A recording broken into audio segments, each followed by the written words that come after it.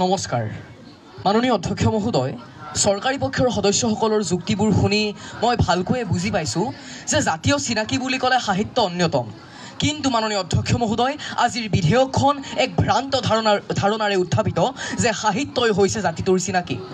মাননীয় অধ্যক্ষ মহোদয় কথাষাৰ শুনাৰ লগে লগে আজিৰ সদনৰ মজিয়াত উতলি উঠিছে মোৰ শৰীৰৰ প্ৰত্যেকটো পালটেজ মোৰ মনত মন মগজুত বিশাল ঢৌৰ সৃষ্টি কৰিছে এটিমাত্ৰ চিন্তাই যে সেই তাহানি দানৱৰূপী মোগলৰ পৰা সমগ্ৰ অসমীয়া জাতিটোক ৰক্ষা কৰিছিল লাচিত বৰফুকনে তেখেতে কৈছিল যে নিজৰ দেশখনতকৈ নিজৰ জাতিটোতকৈ মোমাই ডাঙৰ নহয় মোৰ মনত গুঞ্জৰিত হৈছে এষাৰ মাত্ৰ কথা যে সেই ব্ৰিটিছৰ শোষণ তথা উৎপীড়নৰ পৰা সমগ্ৰ অসমীয়া জাতিটোক ৰক্ষা কৰিছিল মণিৰাম দেৱান কুশল কোঁৱৰ কনকলতা বৰুৱাৰ দৰে শতাধিক অসমীয়া সন্তানৰ বলিদানে আৰু আজিৰ এই সদনৰ মাজমজিয়াত সেইসকল ব্যক্তিক নাকচ কৰি জাতিটোৰ চিনাকি বুলি স্থান দিব বিচৰা হৈছে সাহিত্যক কথাষাৰ অনুধাৱন কৰিবলৈ সক্ষম হৈছোঁ বাবেই আজিৰ সদনত উত্থাপিত বিষয়টিৰ বিৰোধিতা কৰিছোঁ মাননীয় অধ্যক্ষ মহোদয় বিষয়টিৰ সৈতে জড়িত হৈ আছে তিনিটা কথা সাহিত্য জাতি আৰু চিনাকি প্ৰথম কথা চৰকাৰী পক্ষৰ সদস্যসকলে স্পষ্ট কৰি দিব লাগে যে কি সাহিত্যৰ কথা আজিৰ বিধেয়কখনত উত্থাপিত কৰা হৈছে কিয়নো মাননীয় অধ্যক্ষ মহোদয় সাহিত্য বুলি ক'লে আমাক লাগিব এটা নিৰ্দিষ্ট ভাষা দ্বিতীয়টো কথা স্পষ্ট কৰিব লাগে যে কি ধৰণৰ জাতিৰ কথা আজিৰ বিধেয়কখনত উত্থাপিত কৰা হৈছে কিয়নো যদি উত্থাপিত কৰিব বিচৰা হৈছে ভাৰতীয় জাতিৰ দৰে এক বিশাল পৰিসৰৰ জাতিৰ কথা তেন্তে মই ক'ম যে তেনেধৰণৰ জাতিৰ সাহিত্যৰ সৈতে কোনো সম্পৰ্ক নাই হয় মাননীয় অধ্যক্ষ মহোদয় ভাৰতীয় জাতিটোৰ কোনো সাহিত্য নাই ইয়াৰ মূল কাৰণটো হৈছে যে যদি আমি এটা অসমীয়া কবিতা লিখোঁ সেয়া হ'ব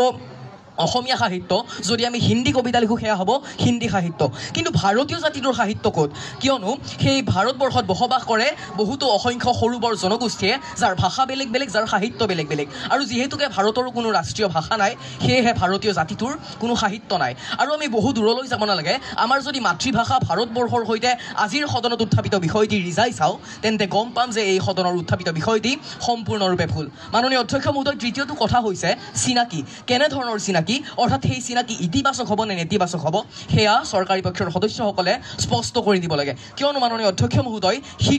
হিটলাৰে নিজৰ জাতিটোক চিনাকি দিছিল এক হত্যাকাৰী জাতি বুলি গতিকে এনেধৰণৰ কথাৰ পৰা প্ৰমাণিত হৈছে যে আজিৰ যি উত্থাপিত বিষয়টি সেই বিষয়টিৰ প্ৰত্যেকটো শব্দই 100% অস্পষ্ট মাননীয় অধ্যক্ষ মহোদয় আজি চৰকাৰী পক্ষৰ সদস্যসকলে কৈছে যে সাহিত্য সভাৰ উদাহৰণ দিছে মাননীয় অধ্যক্ষ মহোদয় কিন্তু মই ক'ব খুজিম যে যদি আমি অসমীয়া জাতিৰ কথা বিবেচনা কৰোঁ আজি অসমত বসবাস কৰে 3,57,13,000 ব্যক্তিয়ে আৰু সেই 3,57,13,000 ব্যক্তিৰ জানো 10% ব্যক্তি অসমৰ সাহিত্য জগতৰ আটাইতকৈ উৎকৃষ্ট নিদৰ্শন সাহিত্য সভাৰ মজিয়াত উপস্থিত হৈছে নাই হোৱা অধ্যক্ষ মহোদয় গতিকে মই ক'ব খুজিম যে সাহিত্য জাতি এটাৰ পৰিচয় কেতিয়াও হ'ব নোৱাৰে মাননীয় অধ্যক্ষ মহোদয় জাতীয় চিনাকি বুলি ক'লে আমি এনে এটা বিষয়ক বুজোঁ যিটো বিষয়ত জাতিটোৰ প্ৰত্যেকটো বিষয় অন্তৰ্ভুক্ত হৈ থাকে তেনেস্থলত চৰকাৰী পক্ষৰ সদস্যসকলে কৈছে যে সাহিত্যত জাতিটোৰ প্ৰত্যেকটো বিষয় অন্তৰ্ভুক্ত হৈ থাকে কিন্তু মই ক'ব খুজিম যে আগৰ সেই মোগলৰ বা আহোম স্বৰ্গদেউসকলৰ পৃষ্ঠপোষকতাত যিসকল সাহিত্যিকে বিভিন্ন ধৰণৰ সাহিত্য ৰচনা কৰি থৈ গৈছে সেই সাহিত্যৰ প্ৰতিভাগেই আছিল ৰজাৰ ভাল গুণৰ অৰ্থাৎ তাত কোনো ধৰণৰ উল্লেখ নাছিল ৰজাৰ কুকৰ্ম তথা সেই ৰাজ্যৰ প্ৰজাৰ বেয়া দিন তথা ভাল দিনৰ কথা গতিকে মাননীয় অধ্যক্ষ মহোদয় সেইখান্তত মই চৰকাৰী পক্ষৰ সদস্যসকলক ভালদৰে বুজাই দিব বিচাৰিম যে সাহিত্য জাতিৰ কোনো পৰিচয় হ'ব নোৱাৰে আৰু এটি কবিতাৰ জৰিয়তে মই চৰকাৰী পক্ষৰ সদস্যসকলক বুজাই দিব বিচাৰিম যে মোৰ প্ৰতিটো কামেই মোৰ প্ৰতিটো চিন্তাই এই দেশৰ বুকুত ৰচে হয় সোণোৱালী ভৱিষ্যতৰ সপোন ধন্যবাদ মাননীয় অধ্যক্ষ মহোদয় ধন্যবাদ মহামান্য সদন